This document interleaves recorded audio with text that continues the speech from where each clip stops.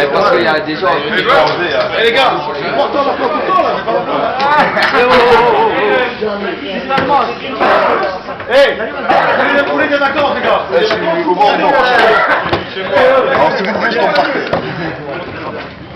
Caray, fais-moi une petite place.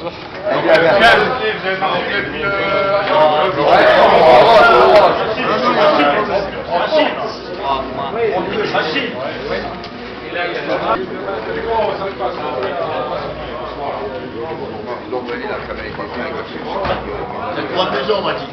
Il aurait fallu le prévoir. Mais Donc voilà, vous savez pas souci. Vous avez vu il a ramené la journaliste du canal, il revient là. Oui, je sais pas. Ah mais dans le but là. Vous avez vu que là, il n'y a pas 1000 personnes. En Lorraine, et je vais demander à tous les élus de bien vouloir venir autour de moi sur ce tapis là et passer la parole après aux différents intervenants. Allez, venez nous rejoindre. Bonjour à toutes, bonjour à tous. Nous sommes rassemblés ici ce soir pour vous accueillir à l'issue de la première étape du long périple que vous avez courageusement entrepris pour rejoindre Paris et défendre l'acier lorrain. Honneur à vous les ArcelorMittal. Honneur à vous les sidérurgistes. Honneur à vous toutes et à vous tous pour votre combat exemplaire et responsable. Avec vous, à vos côtés, vous pouvez compter sur nous pour vous soutenir et ensemble pour défendre notre filière d'excellence qui est notre sidérurgie tout entière. Car n'oublions pas nos amis belges et luxembourgeois, ou encore ceux de Fos-sur-Mer et Dunkerque, qui eux aussi sont dans la tourmente et dans l'incertitude. Oui, l'acier doit vivre. Pour vous, pour les emplois, pour les sous-traitants, pour l'ensemble des familles, pour nos départements, pour notre région, pour nos bassins de vie. Vous et nous défendons là des milliers d'emplois. Vous et nous défendons là l'économie de toute une région. Vous et nous défendons là la stabilité sociale de toute une région.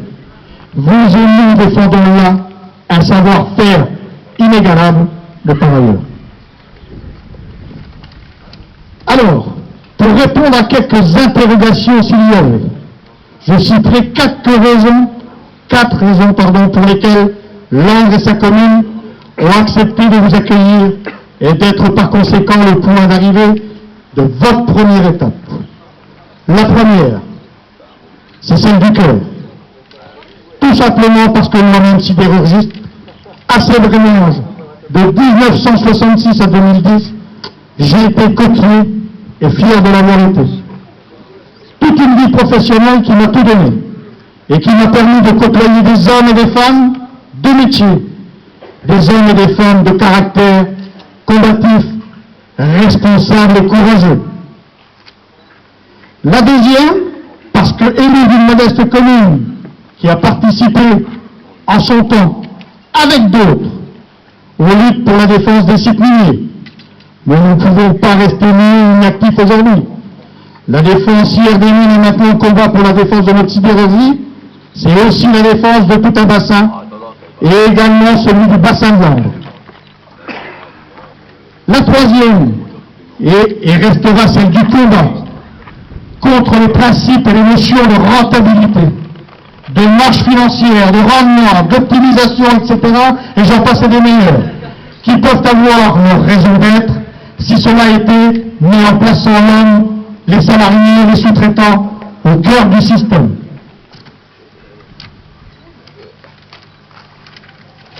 De nos jours, il en est tout autrement, puisque dès que les marges des actionnaires baissent, dès que les bénéfices diminuent, cela devient une évidence que de déclencher des vagues de mise au chômage ou de licenciement pour les personnels et des mises à l'arrêt ou en veille pour les outils.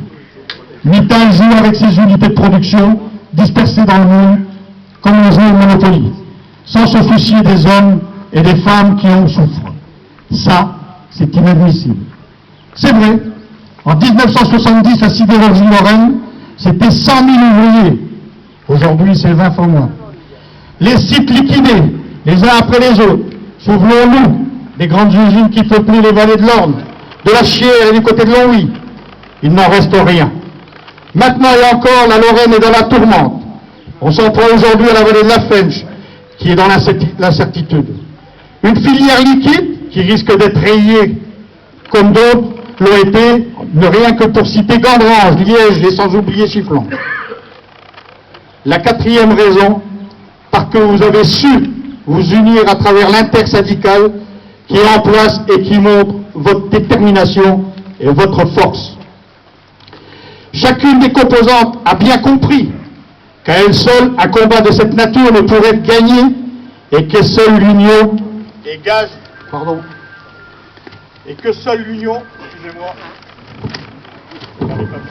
est gage de réussite. Autour de vous et avec vous, c'est le rassemblement qui doit être de mise dans le respect de chacun. Que les organisations syndicales soient efficaces et responsables pour défendre ceux qui leur ont donné mandat. Que les responsables politiques soient efficaces et responsables pour défendre le peuple. La gauche et la droite, c'est pas pareil. Demain, et ce n'est pas un scoop, des échéances électorales auront lieu. Chacune et chacun d'entre vous, s'exprimera. Et c'est un devoir de citoyen. Alors, à ce moment-là, c'est une autre page d'histoire qui s'écrira.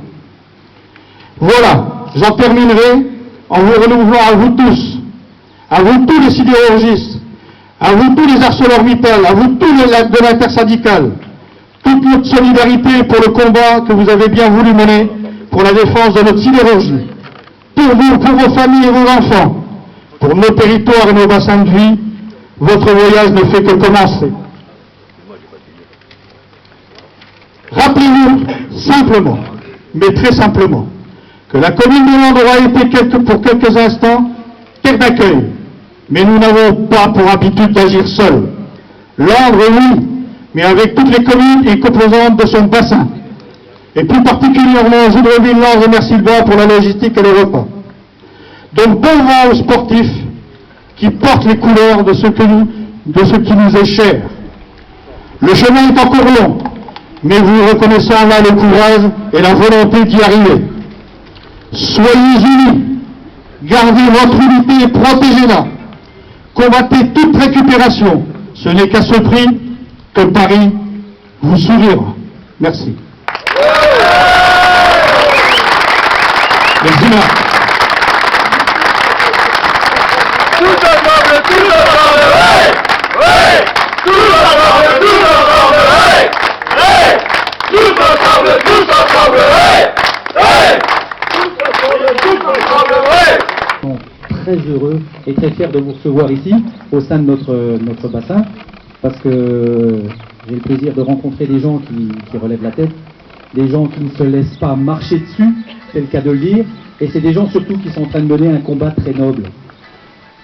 Ce combat, dans notre bassin, nous avons eu l'occasion de le mener à de multiples occasions, pas toujours avec la fin qu'on aurait souhaité. Je vous souhaite une fin tout autre que celle qui a conduit ici à une quasi-désertification au niveau des grosses entreprises.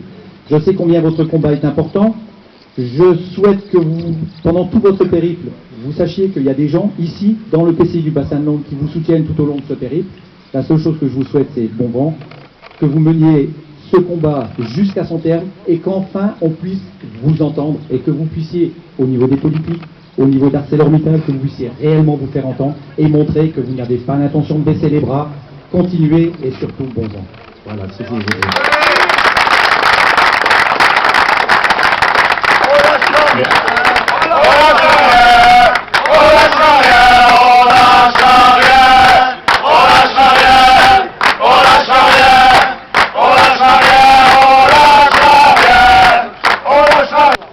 Qui représente l'intersyndicale. Non. Non, monsieur Martin. Il représente les marcheurs. Oui, le fait. Les marcheurs. Bon, Coco. Coco, mon j'allais vous dire, sinon on est très agréablement, je veux dire, je sais plus quoi dire. Surpris, non mais on est surtout très ému d'un tel accueil. Là, depuis ce matin 9h, et franchement, pour quelqu'un qui n'a pas fait de sport depuis 25 ans, je peux vous assurer que c'est dur. Et qui fume 3 paquets par jour, c'est encore plus dur. Donc, il faut que j'arrête de fumer d'ailleurs. Ma mère va être contente. C'est rarement dans un tel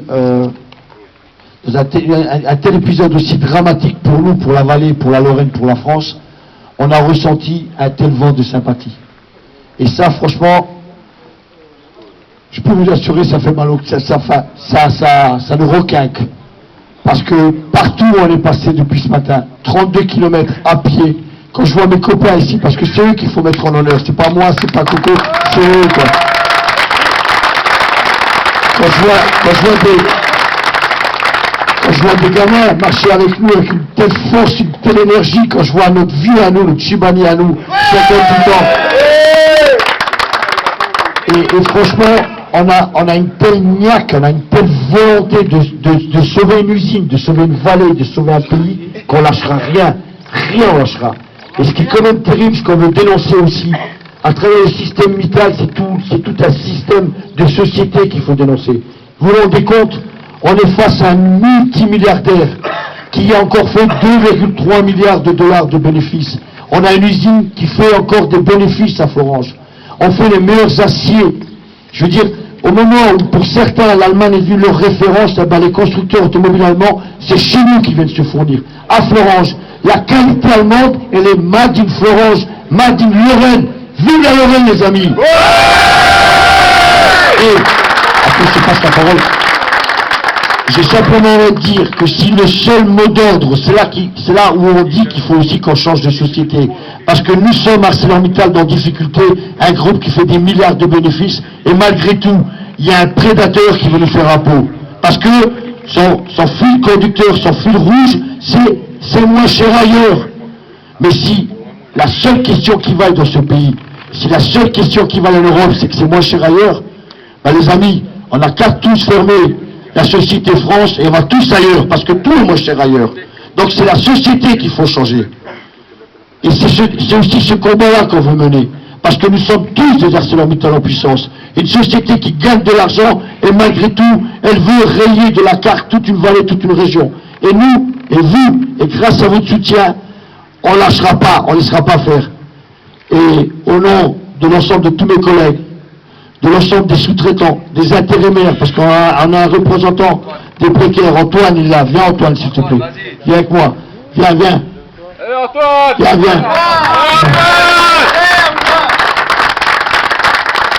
Antoine, depuis 2007, le groupe ArcelorMittal lui a promis un contrat de travail. Et il est toujours précaire aujourd'hui, il est intérimaire chômeur. Donc après, je vais passer la parole à Coco. Alors, au nom de l'ensemble de tous les copains, de toute la vallée, messieurs, mesdames, merci beaucoup et non, on ne vous oubliera pas. Merci à les copains qui font cette marche. C'est qu'on est très sensible au discours qui a été fait par les différents élus, parce qu'on voit qu'il y a un vécu, qu'il y a une histoire, c'est des passionnés comme nous. Je pense que sans préjuger de ce qui va être fait dans les villes-étapes où on va s'arrêter, je pense que plus on va s'éloigner, et à mon avis, plus le discours, il sera plus le même, je pense, hein, sans préjuger, mais je pense que dans ce village de Landres, on voit bien qu'il y a une histoire, on voit bien que la CIDE, elle est bien présente. Donc, pour la qualité de votre discours et la véracité, puis l'honnêteté, tout ce qu'on veut, la sensibilité, on tient quand même à vous remercier, les marcheurs, s'il vous plaît.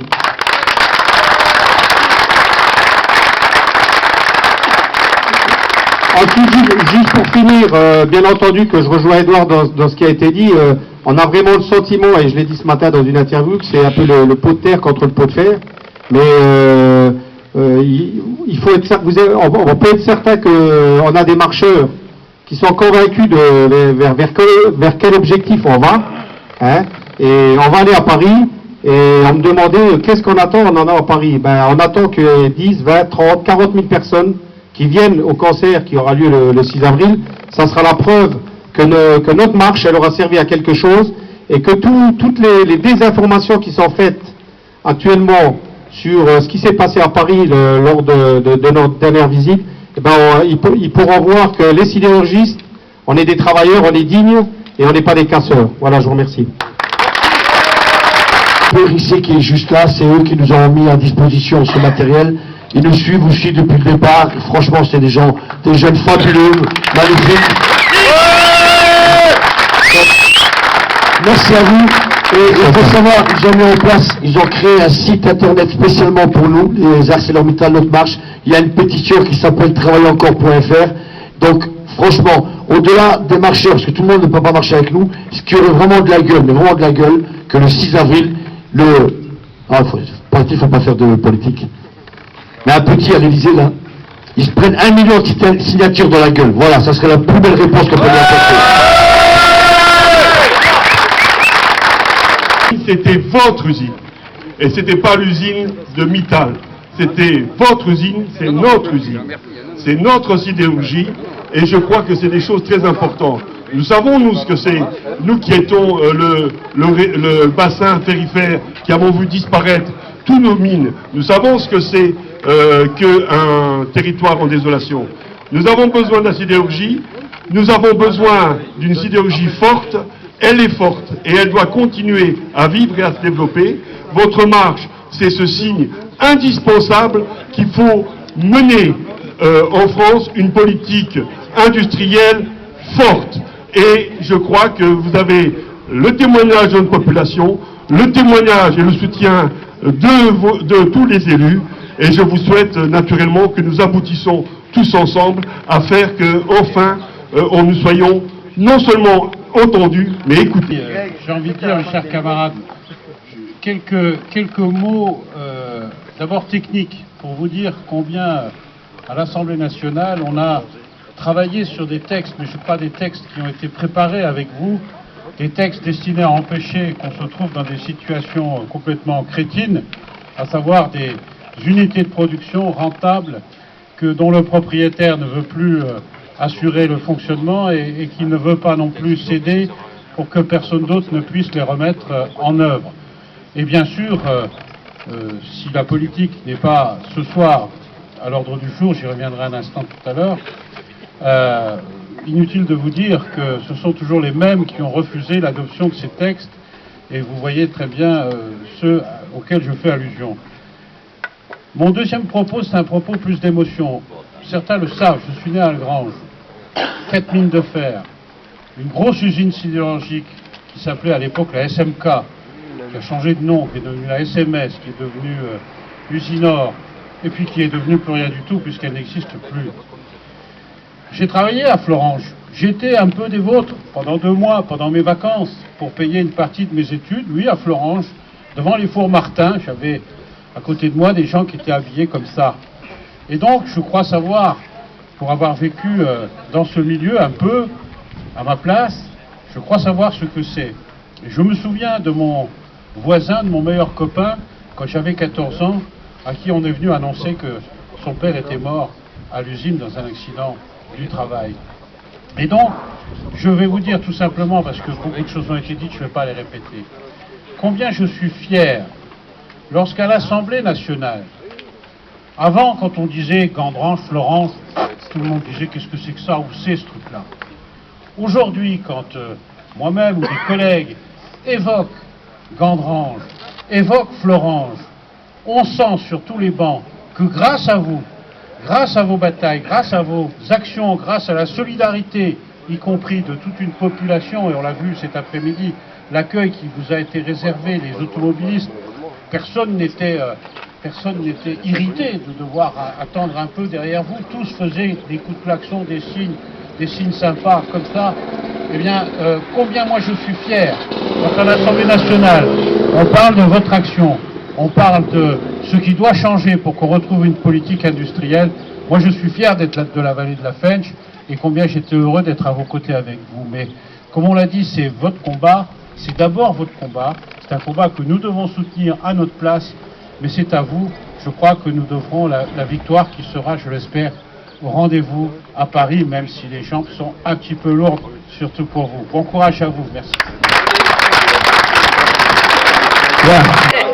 Non, après 2 secondes, je suis désolé parce que j'ai failli, même si je sais que les personnes qui sont ici ne veulent surtout pas quand on parle d'elles parce qu'elles n'ont pas fait ça pour nous faire de la pub, mais vous voyez comme on est beau, on a bien des pieds à la tête, il y a des commerçants qui sont solidaires depuis le début de manière spontanée, on leur a rien demandé. Il y a la société Easy Blue à Thionville, dont le représentant est ici, M. Michel Franchini. Michel, merci. Bravo. Et franchement, ce monsieur-là, un soir, à la sortie d'une négociation difficile à sous-préfecture, est venu nous voir spontanément, il nous a dit, si vous avez besoin de quelque chose, ben, voilà ma carte, appelez-moi. Lorsqu'on a pensé à la marche, on l'a appelé, tout de suite il a répondu présent. Il y a aussi Sport 2000, je crois que c'est un habitant de la ville, je crois, son nom c'est monsieur Collinet, monsieur Collinet, je ne sais pas s'il est là, mais super, chapeau. Et il y a aussi une société à Famec, le moment plus, je suis désolé, mais... Twinner, j'ai dit quoi? Twinner. Je suis pas anglais, excusez-moi, donc... Twinner, donc voilà, c'est aussi important parce que pour marcher, il faut avoir l'esprit, mais il faut avoir le matos. Donc Michel, merci beaucoup à toi, merci.